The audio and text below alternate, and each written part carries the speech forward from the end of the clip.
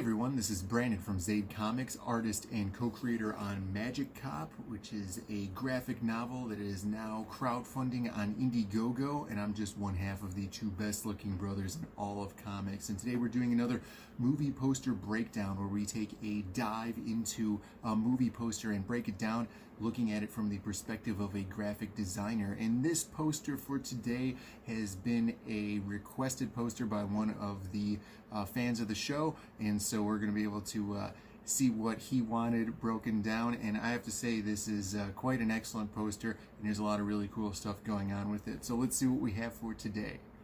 So what we have here is the movie poster for the 1970s movie The Black Samurai, starring the one and only Jim Kelly. And this is an excellent poster, of course. As you may know, that I am a huge fan of the painted style movie poster. And it's a very classic look, and it kind of gives it a really grungy grindhouse look. And basically that's what we have here. So this file particularly looks like it was a scan-in from a printed poster that was folded at some points. I believe these crease lines are not original, and so let's just take a look and see what we have going on here as far as a graphic art standpoint. I think one of the really cool things about the classic posters from back in the day are the really crazy wacky fonts that we have here.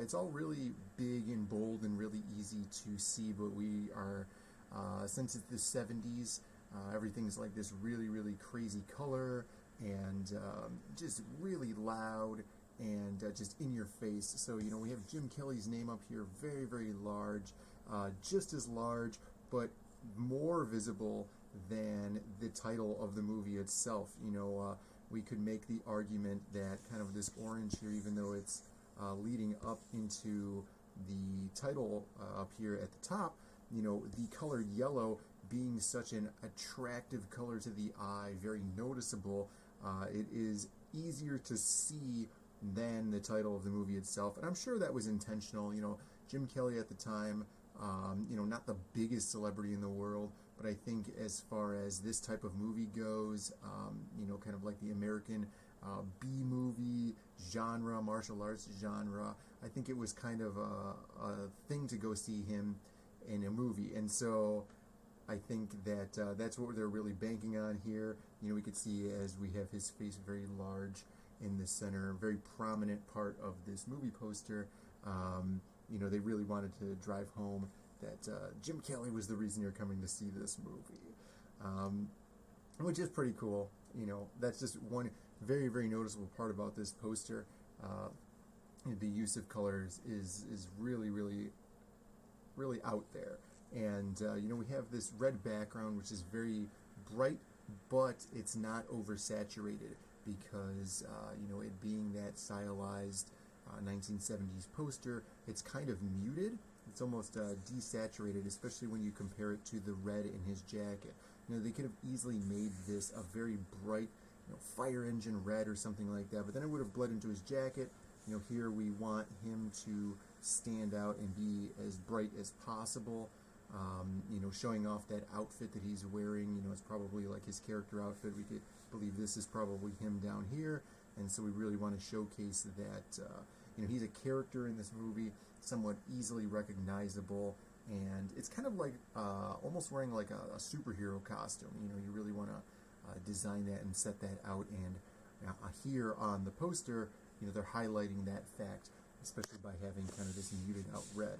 You know, we have this explosion and fire going on in the background, which is very classic of movie posters, you know, to showcase an action movie, and you know, a lot of chaos and fighting and cool stuff going on. Of course, this is almost a grindhouse style poster. I mean, if it is not, it is so close to a grindhouse style poster. You know, grindhouse style is a very grungy, kind of like almost garage printed style poster, you know, where you have a lot of rough edges to it, but of course you have to have, you know, a lot of action going on in your posters. You know, these guys are fighting down here. You need the car on fire, or the car bursting through a wall, or an airplane being shot down or something, and they kind of fit that in right here in the middle. You know, you have your bad guy. I could assume this is the evil bad guy here, and then big point of Grindhouse posters. You know, you have your big character in the background, and then usually you'll have that character again somewhere else on the poster. In this case here, they put him. He's here 1, 2, 3, 4 times on this poster. So it's these posters are so much fun. They're just so cool to look at. We have classic triangular design. You know, it's a very stable platform. People just psychologically, we like to see things shaped like this. You know, it leads the eye. We have a lot to look at. Down here is another small triangle. This guy, he's got the triangle going on. There's just so much stuff leading the eye around, and it works really, really well. These guys did their job so nicely. A great use on here of this frame, of course. This is very, very widely used in the old movie poster market. If you just simply look up 1970s movie posters on your local search engine, you will see that almost every single one of them has a frame around it. Usually it's white like this, where your colors and stuff are inset inside of the white frame, and then you'll have, you know, your text and stuff down here at the bottom, just outside of the art. I think that's really cool because, you know, a lot of times if you just wanted this this art here, this text would be in here and it would ruin it. You know, let's say you just wanted this poster somewhere on your wall. I think that you know, people could probably just cut this out or something like that. Although the white frame really, really adds to it because it gives it that kind of cheapness feel to it that these posters really had. You know, these movies kind of came along with at the time, and it adds to it. You know, if you got rid of it, I was looking up to find a good version of this poster, and there were a few that didn't have that, and they just don't look the same.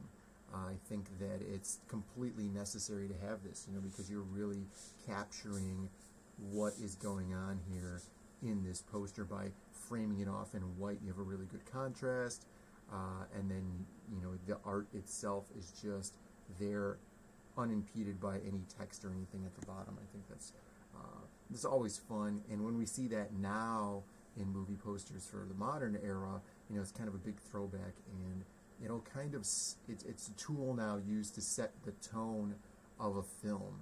You know, if you kind of wanted to have that retro feel, you could really do that now, which is really cool. And, you know, this is when they really, really made it a staple of the graphic design of movie posters. And, you know, that's, I'm glad they did, because it's a really cool tool that they've created.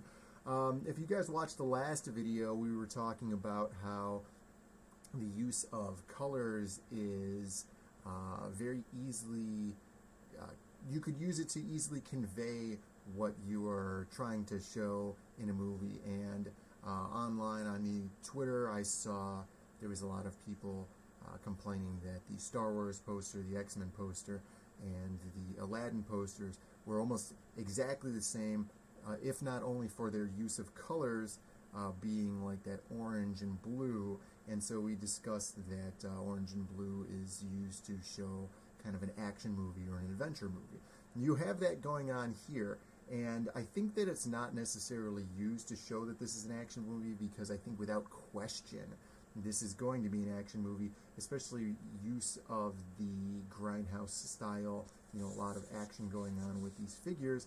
I think here on this poster, you know, we have the orange with the fire, but I think this character in the blue is set out to completely contrast your hero, which is in this red and yellow, which is kind of an orange. You know, if you combine the colors, we have the fire and all that going on here. So I think that's what we're trying to do. You could even see, all right, so we have the blue here. We can see that this guy's also wearing a blue tie, and Jim Kelly's character is fighting with him. So I think that they're using the blue and the red-orange as kind of character markers, and so we can have the contrasting between the two different colored characters here. And I think that's pretty smart. I think that if that's done in a movie, I personally have not seen this movie, but let's say they had this guy in the blue tie and this guy in the blue cloak. I think that would be a really cool way to signify your character's agendas and stuff like that. So I really enjoy looking at these posters, and thank you for recommending it, because these are a lot of fun. I love the painted style. I think that it really adds something that photography can't accomplish, because an artist is just telling you how they're feeling about a project like this, and I think that's really cool. And so let me know in the comments what you guys think. Do you like these style of posters, or do you prefer the newer style posters with the photography, all the CG and that stuff too? So make sure you guys go to zaidcomics.com and you guys can check out our comic that is coming out in March. It's called Magic Cop, and you guys can order it right now on Indiegogo and help crowdfund our project so we can get that out to as many people as we can. And if you guys would like to help me out personally, you can go to patreon.com/ZaidNinja, where I do some really beautiful paintings of women on there. And if you guys are into that thing, go check that out if you would, because it really helps me out a lot. So thank you guys for watching, and we'll see you next week with another movie poster breakdown.